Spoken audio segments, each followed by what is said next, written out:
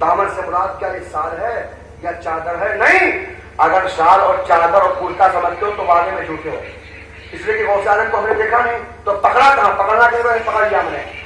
سرکار بڑے پیر کے دامن سے مراد کرتا نہیں ہے، سرکار غوث اعظم کی سیرت ہے، ان کی زندگی ہے، ان کے نقش قدم پر چل سرکار غوث اعظم پاک کے غلامی کا حق ادا ہو جائے گا۔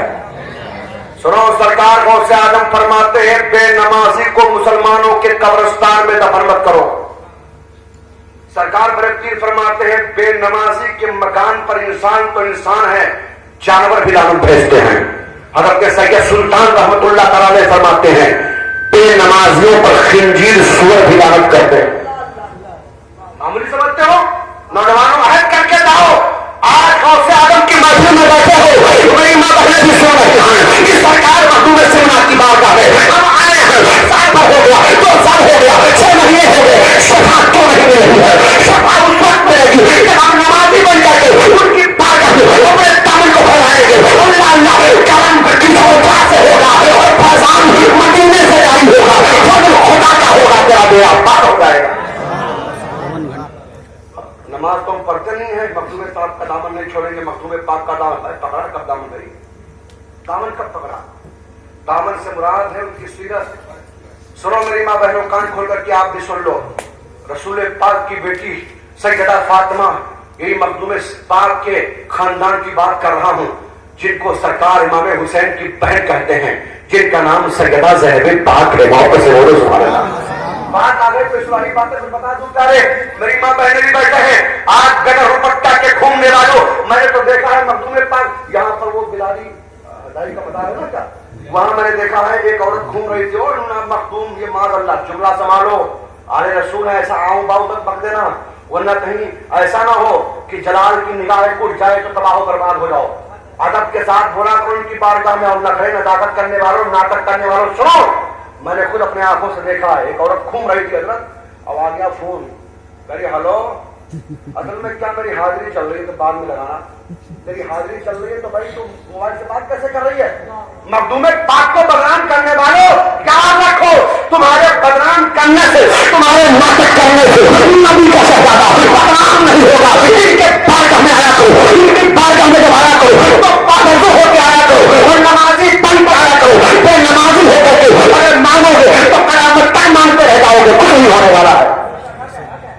نماز پڑھو نماز، اور میری ماں بہنیں سنے، پردے کا دھیان رکھیں، پردے کا خیال رکھیں۔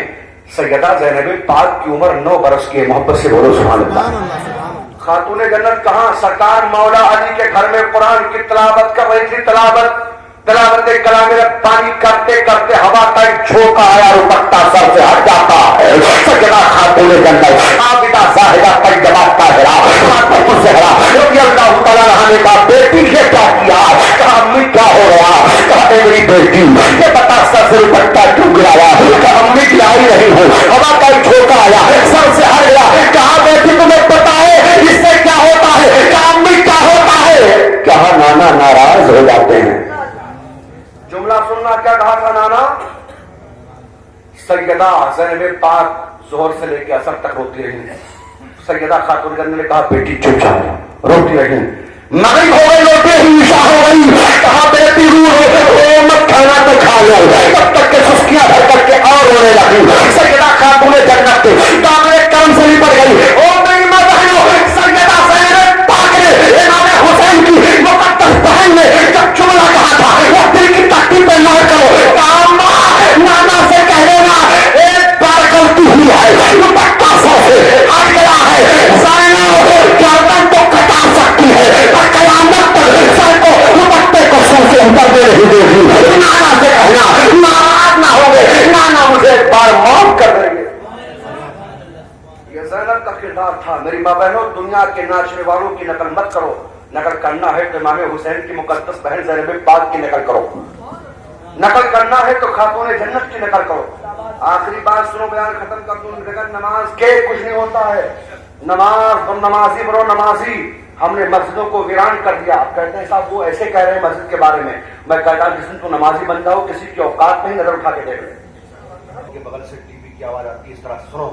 سرکار فرماتے ہیں اگر اذان سن کر کے کوئی بولتا ہے نا باتیں کرتا کہ ایسا نہ ہو اس کا خاتمہ ایمان پر نہ ہو. اذان کا جواب دیا کرو, اذان سن کر کے سارے کام کو بند کر دیا کرو. اور کہاں جاؤ گے؟ مسجد.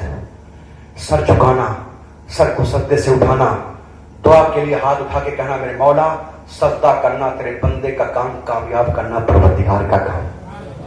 مخدوم سمنا کی بارگاہ میں آنے والوں اس بات کا دھیان رکھو. آخری بات سنیں, محبت سے بولو سبحان اللہ. آئے کہا میرے آقا کرم کر دو, کرم.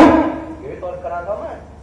حضرت سید سکندر لاہوری کا دربار ہے, رو رہے ہیں کہ ہم میرے آقا بچا لو, میرے سرکار بچا لو ورنہ جان جائے گی.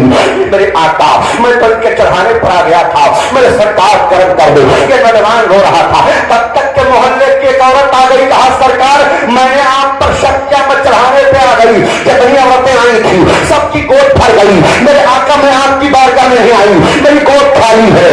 اللہ کے ولی کرم کر دو. تو اللہ کے ولی نے, اللہ کے ولی پر وقت تاری ہوا, نگاہ ولایت اٹھاتے ہیں. حضرت سید سکندر لاہوری ارشاد فرماتے ہیں ایک خاتون اس نوجوان کے پیچھے سے گزرا, خاتون کا گزرنا ہوا, نوجوان کا حمل منتقل ہو کر کے خاتون کے پیٹ میں چلا گیا.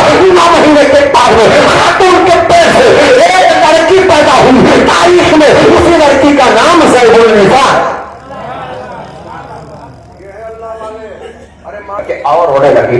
کہا روتی کیوں ہو؟ تب تک کیا رونے لگی. کہا بیٹا کون ہے جو میرے زخم کو بھرے, کون ہے جو میرے زخم پر مرہم لگائے, کون ہے جو میرے درد کو دور کر دے. اتنا سننا تھا. تب تک کہ سرکار بڑے پیر فرماتے ہیں کہیں ماں رو مت. اللہ اللہ. کہا بیٹا ایک دن نہیں, 2 دن نہیں, 12 سال ہو گئے ہیں. صبح جب سورج نکلتا ہے اسی مقام پہ آ کے بیٹھ جاتی ہوں اور دریا کے لہروں کو دیکھ دیکھ کر کے رو رو کر کے تسلی حاصل کر لیتی ہوں. اللہ کا کہا ہوا کیا تھا؟ کہا بیٹا جب آپ نے پوچھا ہے تو سنو. اللہ کا ایک میرا بیٹا تھا جو میرے بڑھاپے کا سہارا تھا. جب وہ جوان ہوا اس کو میں نے دولہا بنایا اور بنانے کے بعد میں اسی سمندر پہ کشتی پہ بیٹھ کر کے دریا پار کر کے اللہ اللہ گیا تھا شادی کرنے. دلہن کو لے کے آ رہا تھا. جیسے پھر سمندر میں پہنچا تب تک کہ سمندر میں طوفان آ گیا. براتی ڈوبے, دلہن ڈوب گیا. آج 12 سال ہو گئے ہیں. آئے کون ہے کہ میرے بڑھاپے کے سہارے کو میرے نظروں کے سامنے لائے؟ آئے کون ہے کہ میرے درد کو دور مت کر دے؟ آئے کون ہے کہ میرے زخم پر مرہم لگا دے؟ سرکار بڑے پیر فرماتے امی بڑے پیر عبد القادر جیلانی اللہ اکبر. سرکار روشن زمین میں کہا ایک دریا اگر تو اپنے آپ پہ رہا ہے تو کوئی بات نہیں, اگر رب کے حکم سے تو بہ رہا ہے تو ایک کام کر. میں عبد القادر خدا کا بندہ کہتا ہوں کہ ڈوبے ہوئے پراتوں کو واپس کر دے. اتنا کہنا تھا تب تک کہ خاتون کہتی ہے کہ میری نظر پڑی. میں نے کیا دیکھا کہ کشتی تیر رہی ہے سمندر کے لہروں پر, براتی آ رہی ہے, دولہا مسکرا رہا ہے. اللہ اللہ تاریخ دوہرا دو. 12 سال کے بعد میں اس کشتی کو غوث اعظم سرکار نے نکالا تھا. اللہ اللہ اسی دولہے کا نام تاریخ میں سید کبیر الدین دریائی دولہا ہے جن کا مزار آپ ہی سمندر کے کنارے گجرات میں موجود ہے. یہ اللہ کے ولی ہیں سرکار بڑے پیر. آیات طوفان نوح لانے سے کیا فائدہ, تو اشک ہی کافی ہے کر کچھ اثر کریں. یہ ہمارے ائمہ ہیں. نماز پڑھو اگر چاہتے ہو کہ ہم کامیاب ہو جائیں, اگر چاہتے ہو کہ ہم ترقی کریں, اگر چاہتے ہو کہ ہم اپنے پریوار سے محفوظ کر دیا جائے تو بے نمازی نہیں بلکہ نمازی بن کر کے زندگی گزارو.